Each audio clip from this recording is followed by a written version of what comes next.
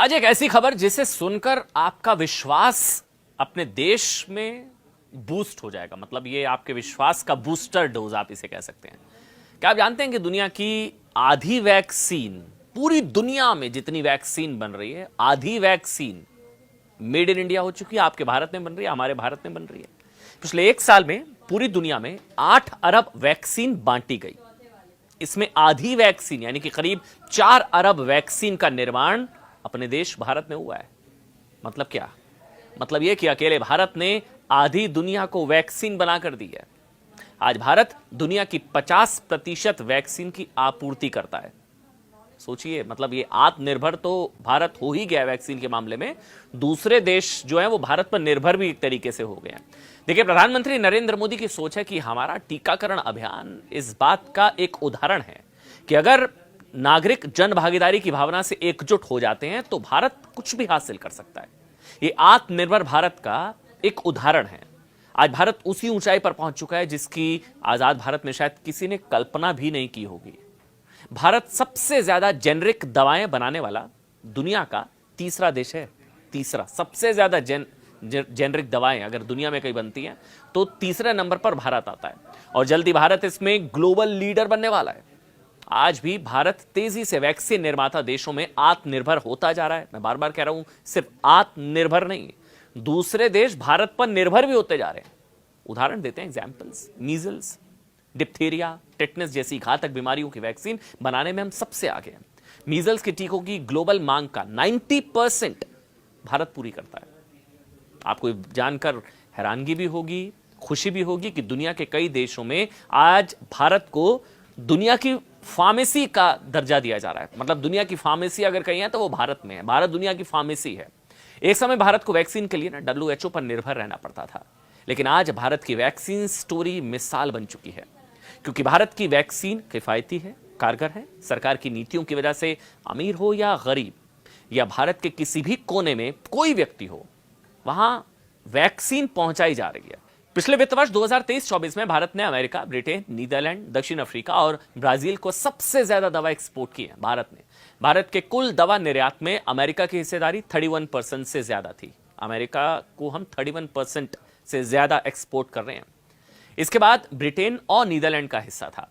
मतलब वैक्सीन और मेडिसिन की वजह से आज ये न सिर्फ जीवन बचाने वाला हो गया है बल्कि अब भारत की इकोनॉमी को भी बूस्ट कर रहा है। भारत में बनी दवाएं भी सस्ती हैं, इसलिए अब क्या है, दुनिया के विकसित देश भी वैक्सीन और दवाओं के लिए ना भारत पर डिपेंड है, भारत का रुख कर रहे हैं।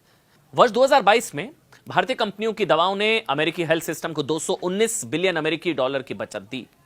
2013 से 2022 तक यह बचत 1.3 ट्रिलियन अमेरिकी डॉलर रही। 1.3 ट्रिलियन अमेरिकी dollar. Global data and business intelligence platform Statista की रिपोर्ट कहती है कि भारत में वैक्सीन बाजार अगले साल तक, जो अनुमान है, वो 2.25 बिलियन अमेरिकी डॉलर तक पहुंच जाएगा। 1.75 बिलियन अमेरिकी डॉलर तक पहुंच जाएगा। साल 2023 में भारत ने अमेरिका को 9 बिलियन अमेरिकी डॉलर की दवाएं एक्सपोर्ट की थी, जो 2022 में एक्सपोर्ट से 2 बिलियन डॉलर ज्यादा है।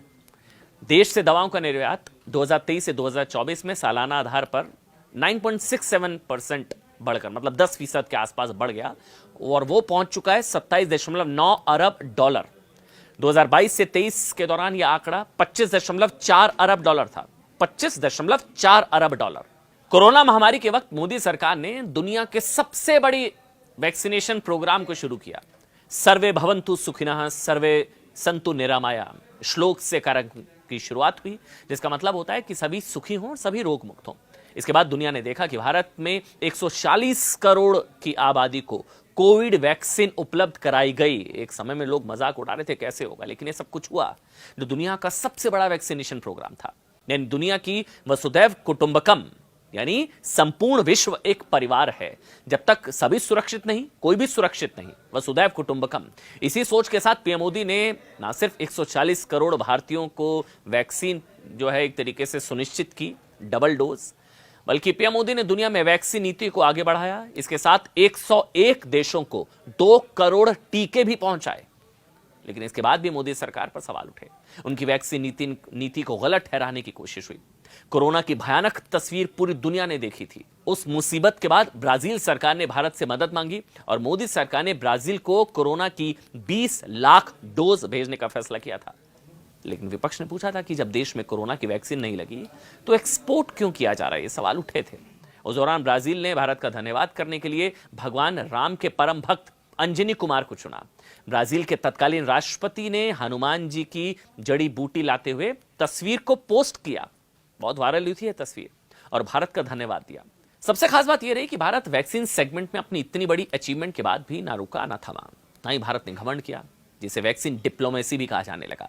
इसकी एक तस्वीर ऐसी आई जिसे कोई भुला नहीं सकता। आपको याद होगा ये बात जब प्रधानमंत्री Narendra Modi Papua New Guinea पहुंचे थे। लोगों ने प्रधानमंत्री का जोरदार स्वागत किया, लेकिन यह तस्वीर देखकर दुनिया को पता चल गया कि भारत की अहमियत क्या है। पीएम मोदी जब प्लेन से उतरे तो पापुआ न्यू गिनी के प्रधानमंत्री ने आदर के तौर पर प्रधानमंत्री के पैर छू लिए। प्रधानमंत्री नरेंद्र मोदी के पैर छूकर अभिवादन किया। देखिए, भारत में मतलब पैर छूना, बड़ों का सम्मान करने की भारत में परंपरा ये कहा जाता है। लेकिन पापुआ न्यू गिनी के प्रधानमंत्री ने नरेंद्र मोदी के पैर छुए तो उनका अंदाज वाकई अलग था।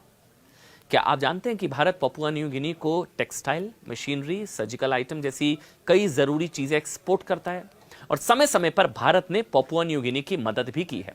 जब दुनिया भर में कोरोना महामारी अपने चरम पर थी तो टीका बनाने वाले बड़े देश इसके निर्यात पर रोक लगा रहे थे ना, तब भारत ने पापुआ न्यू गिनी को कोरोना वैक्सीन की 1,31,000 खुराक देने का काम किया था।